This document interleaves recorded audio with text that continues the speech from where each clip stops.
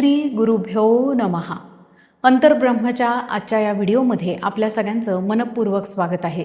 12व्या शतकातील भारत आपण क्षणभरासाठी डोळ्यासमोर आणा. या काळामध्ये एक अतिशय तरुण रूपवती स्त्री जी एका राजाची राणी आहे, तिच्यासमोर सगळी ऐहिक सुख हात जोडून उभी आहेत. मात्र तिनं या सगळ्यांचा, राजाचा, राजवैभवाचा त्याग करून, सरते शेवटी अंगावरील वस्त्रांचाही त्याग करून शिवभेटीच्या ओढीनं आपला मार्ग तसाच चालू ठेवला आणि सरते शेवटी ती शिव ऐक्य म्हणजेच शिवमय झाली. मी कोणतीही पुराणातली कथा किंवा एखादा दाखला आपल्याला देत नाही. भारतामध्ये कर्नाटक राज्यामध्ये 12व्या शतकामध्ये घडलेल्या अक्क महादेवी यांच्या चरित्राचा काही भाग मी आपल्याला सुरुवातीला ऐकवला. खरं तर या शिवयोगिनीचं, या शरणीचं चरित्र आपण जेवढं अंतःकरणापासून वाचू तेवढं आपण एका अर्थानं शिवाच्या जवळ जाण्याच्या मार्गावरती चालणार आहोत. श्रावण मास सुरू झालेला आहे. आपण आपापल्या परीनं शिवभक्ती करत आहात. कोणी ग्रंथ वाचत आहे, कोणी शिव आराधना म्हणून मंदिरामध्ये जात आहे, तर कोणी उपवास म्हणजेच शिवाच्या सानिध्यामध्ये राहण्याचा प्रयत्न करत आहे.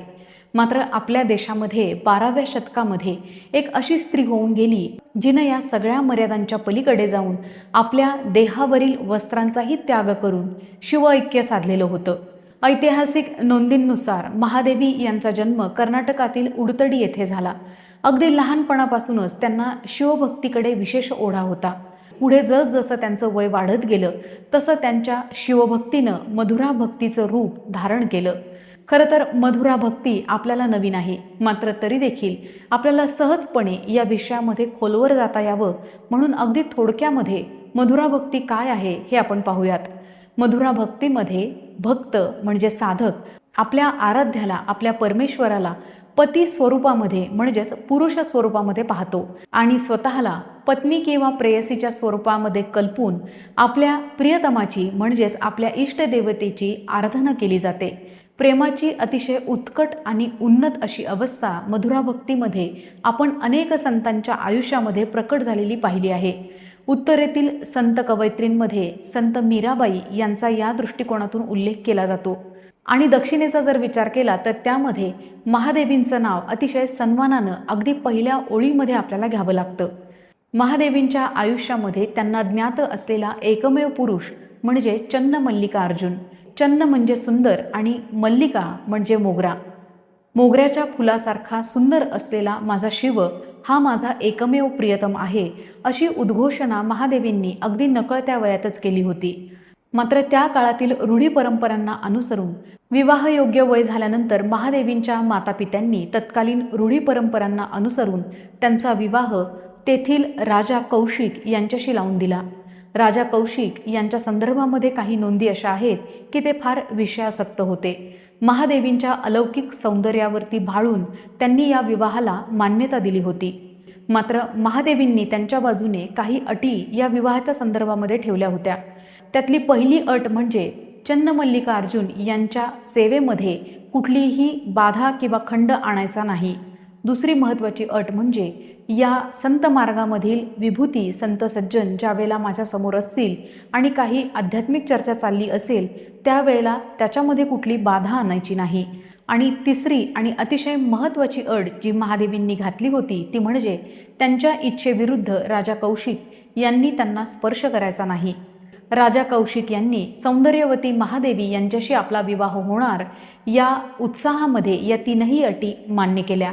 मात्र पुढे काहीच दिवसांमध्ये त्यांच्या हे लक्षात आलं की महादेवींनी घातलेल्या या अटी आपल्याला वाटतात तितक्या सोप्या नाही आणि शेवटी त्याचा व्हायचा तोच परिणाम झाला. काही दिवसांमध्येच राजा कौशिक यांचा संयम सुटला. अतिशय सौंदर्यवती असलेल्या महादेवींच्या प्राप्तीसाठी ते दिवस रात्र तडफडू लागले आणि त्याच अतिउत्साहामध्ये त्यांनी महादेवींनी घातलेल्या तीनही अटी एक एक करत भंग केल्या. शेवटची अट ज्यावेळेला भंग झाली त्यावेळेला महादेवींनी अतिशय महत्त्वाची उद्घोषणा केली. मी आपल्याला या विवाहाच्या वेळी घातलेल्या तीनही अटी आपण मोडलेल्या आहेत, त्यामुळे आता हा विवाह मी मान्य करत नाही. हे ऐकून अहंकाराने दुखावलेला राजा कौशिक अतिशय द्वेषानं रागानं त्यांच्यावरती उफाळून आला आणि भर सभेमध्ये त्यांनी महादेवींचा अपमान करायला सुरुवात केली. हातामध्ये असलेली राजसत्ता आणि विषयासक्त वृत्ती यामुळे राजा कौशिकाला महादेवींच्या मधुरा भक्तीची पुरती समज अद्याप यायची होती. मात्र त्याआधीच त्यांनी महादेवींनी घातलेल्या अटी पूर्णपणे मोडल्या होत्या. भर दरबारामध्ये त्यांनी महादेवींचा अपमान केला आणि या अपमानाला प्रत्युत्तर म्हणून महादेवींनी मी आता इथून गेलेलं बरं असं म्हटल्यानंतर राजानं पुन्हा द्वेषानं त्यांच्यावरती शाब्दिक हल्ला चढवला. इथून बाहेर गेल्यानंतर तुझ्यापाशी आहेच काय? तुझ्यापाशी जे जे काही आहे ते सगळं माझं, मी दिलेलं आहे. राजाचे हे अहंकारानं मिश्रित शब्द ऐकताच महादेवींनी मागचा पुढचा काहीही विचार न करता अंगावरील दागिने उतरवायला सुरुवात केली. दागिने उतरवल्यानंतर भरजरी राजवस्त्र त्यांनी एक एक करत दरबारामध्ये सगळ्यांच्या समोर उतरवले आणि पूर्णपणे नग्न अवस्थेमध्ये, दिगंबर अवस्थेमध्ये त्या दरबारामध्ये उभ्या राहिल्या. आपल्याला आपल्या आयुष्यामध्ये चन्नमल्लिकार्जुन याच्यापासून कोणीही विलग करू शकत नाही, ही त्यांनी केलेली उद्घोषणा आजही आपल्याला त्या काळाचा विचार करता अंगावर येणारी वाटते. खरोखर एखाद्या भक्ताची व्याकुळ अवस्था म्हणजे नेमकं काय आहे याचं उदाहरण जर आपल्याला इतिहासात डोकावून पाहायचं असेल तर अक्का महादेवींकडे पाहता येतं. अंगावरील दागिने आणि भरजरी वस्त्रांचा त्याग केल्यानंतर अक्का महादेवींनी आपला केशसंभार सोडला आणि तशाच दिगंबर अवस्थेमध्ये त्या दरबारातून बाहेर पडल्या. अंगावरील दागिने आणि वस्त्रांचा त्याग करत असतानाच महादेवींनी चन्नमल्लिकार्जुन आणि त्यांच्यामध्ये असणाऱ्या सगळ्या अदृश्य भिंतींचाही त्याग केला होता. दिगंबर अवस्थेमध्ये मुक्त केशा झालेल्या महादेवी निरनिराळ्या ठिकाणांना भेटी देत यात्रा करू लागल्या. अशीच यात्रा करत असताना त्या अनुभव मंडप या कल्याण येथील अतिशय महत्त्वाच्या आध्यात्मिक सभेमध्ये जाऊन पोहोचल्या. वीरशैव परंपरेतील अतिशय महत्त्वाची संत मंडळी तिथे आधीच उपस्थित होती. महादेवी दिगंबर अवस्थेमध्ये कल्याण मंडपाकडे चालत येत आहेत अशी ज्यावेळेला त्यांना माहिती मिळाली त्यावेळेला अल्लमप्रभूंनी त्यांची भेट घेण्याचं ठरवलं. या भेटीदरम्यान त्यांनी त्यांच्या दिगंबर अवस्थेविषयी त्यांना विविध प्रश्न विचारले. या दोघांचा संवाद शैव परंपरेमध्ये अतिशय महत्त्वाचा मानला जातो. मात्र या विद्वानांनी महादेवींना लगेचच स्वीकारलं असं मात्र नाही. या संवादामध्ये काही महत्त्वाचे प्रश्न होते. त्यातले मोजकेच प्रश्न आपल्यासमोर मांडण्याचा अल्पसा प्रयत्न करते. पहिलाच प्रश्न महादेवींना विचारला जातो, तुझा पती कोण आहे? अतिशय विश्वासानं महादेवी उच्चारतात, चन्नमल्लिकार्जुन माझा पती आहे. दुसरा प्रश्न विचारला जातो की तू वस्त्रांचा का त्याग केला? यावर महादेवींनी दिलेलं उत्तर त्यांच्या आध्यात्मिक उन्नतीबरोबरच विचारांमधल्या स्पष्टतेची देखील अतिशय महत्त्वाची ग्वाही देतं. महादेवी म्हणतात, माझ्या चन्नमल्लिकार्जुनचं अस्तित्व चराचरामध्ये सामावलेलं आहे. त्याला सगळं दिसतं आहे. मग त्याच्यापासून मी काय लपवू? म्हणून मी वस्त्रांचाही त्याग केलेला आहे. पुढचा अतिशय महत्त्वाचा उपप्रश्न या उत्तरातून तयार झाला आणि तो त्यांच्या समोर आला. महादेवींना विचारलं जातं, मग तू केशसंभारानं तुझं शरीर का झाकते आहे? यावर महादेवींनी दिलेलं उत्तर अतिशय महत्त्वाचं, अतिशय मोलाचं आणि काळाच्या कैक शतक पुढं जाणारं आहे. ते असं म्हणतात, माझ्या मनातील भाव जरी वैराग्याचा असला तरी देखील या देहाकडे ज्यांची दृष्टी पडते आहे त्यांच्या मनामध्ये, त्यांच्या नजरेमध्ये अजून ते वैराग्य यायचं आहे. त्यामुळेच या नश्वर शरीराचा कुणाच्याही आध्यात्मिक उन्नतीमध्ये अडथळा होऊ नये यासाठी हा केशसंभार अशा रीतीनं मोकळा सोडण्यात आलेला आहे. महादेवींच्या या उत्तरानंतर तिथे उपस्थित असलेल्या सगळ्याच संत सज्जनांचे शंका निरसन झाले. परंपरेनुसार त्यांच्या आध्यात्मिक उंचीचा आदर करण्यासाठी सगळ्या शिवशरणांनी त्यांना अक्का असं संबोधन दिलं. अशा रीतीनं महादेवी या अक्क महादेवी म्हणून प्रसिद्धीस पावल्या. कल्याण येथे आयोजित केल्या गेलेल्या आध्यात्मिक बैठकीमध्ये सहभागी होणं, तिथं चर्चा करणं आणि काहीतरी उपाधी प्राप्त करणं हा अक्क महादेवींचा उद्देश मुळीच नव्हता. त्यामुळे त्यांची तीर्थयात्रा तशीच चालू राहिली. शिव आराधनेमध्ये दिगंबर अवस्थेमध्ये रानावनातून एकट्यानं फिरत असताना त्यांनी काही रचनांची निर्मिती केली आणि प्रत्येक रचनेच्या शेवटी जशी संत साहित्यामध्ये त्या संताची नाममुद्रा आहे तशी अक्क महादेवींच्या रचनेमध्ये शेवटची जी मुद्रा आहे ती चन्नमल्लिकार्जुन अशी आहे. मधुरा भक्तीचा कळस असलेल्या अक्क महादेवींनी लौकिक प्रेमाच्या पलीकडे जाऊन अलौकिक प्रेमाचा जो दाखला दिलेला आहे तो त्यांच्या विविध वचनांमधून आपल्याला पाहायला मिळतो. मंत्रगोप्य आणि योगांग त्रिविधी या लघुरचना अक्क महादेवींशी संबंधित मानल्या जातात. जे काही त्यांनी आपल्या मधुरा भक्तीमधून शिवमय होऊन निर्माण केलं ते सरतेशेवटी आपल्या शिवाला म्हणजेच चन्नमल्लिकार्जुन यांनाच अर्पण केलं. ऐतिहासिक नोंदींनुसार यात्रा करत करत अक्क महादेवी श्रीशैल्य येथील कर्दळी बनामध्ये गेल्याची नोंद आहे. येथेच त्यांनी आपल्या आयुष्यातील बराचसा काळ शिव आराधनेमध्ये व्यतीत केला आणि शेवटी त्या येथेच शिव ऐक्य झाल्या, म्हणजेच शिवामध्ये विलीन झाल्या. खरं तर अक्क महादेवींची ही अद्भुत कथा वेगवेगळ्या पातळ्यांवरती आपल्याला दीपस्तंभासारखी आहे. भक्ती कशी असावी, ती कशी करावी, ती करत असताना स्वतःच्या आयुष्यामध्ये अंतर्गत प्रवासाला सुरुवात कशी करावी, तो प्रवास एकदा चालू झाल्यानंतर बाह्य जगातली एक एक आवरणं कशा पद्धतीनं आपण वजा करत जावी आणि सरतेशेवटी स्वतःचं अस्तित्व ज्या देहाशी संबंधित आहे त्या देहालाही कसं विसर्जित करावं, याचं अतिशय सुंदर मार्गदर्शक उदाहरण म्हणजे अक्क महादेवींचं संपूर्ण चरित्र आहे. आता एखाद्याला वाटेल की त्या काळाच्या पार्श्वभूमीवर अक्क महादेवींसारखं आयुष्य एक वेळ जगणं जमलं देखील असतं. मात्र आताच्या काळामध्ये इतिहासामधलं असं उदाहरण घेण्याचं नेमकं कारण काय? खरं तर आपल्या सगळ्यांची भक्तीच मुळात दिशाहीन आहे. आपल्याला नेमकं कळत नाही की काय करावं.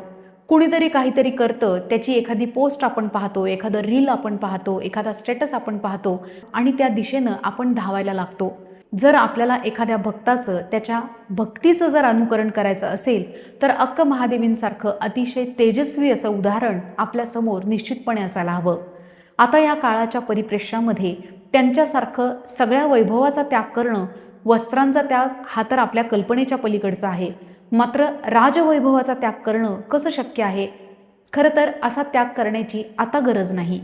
बाह्य गोष्टींचा त्याग आताच्या काळामध्ये कदाचित आपल्याला असंयुक्तिक वाटेल, मात्र याच काळामध्ये आपल्याला न कळणारा आणि सहजासहजी न पटणारा आपला स्वतःचाच एक आयडेंटिटी क्रायसिस, स्वतःची ओळख, हा जो संघर्ष चालू आहे, आपण त्याचा त्याग करायला हवा.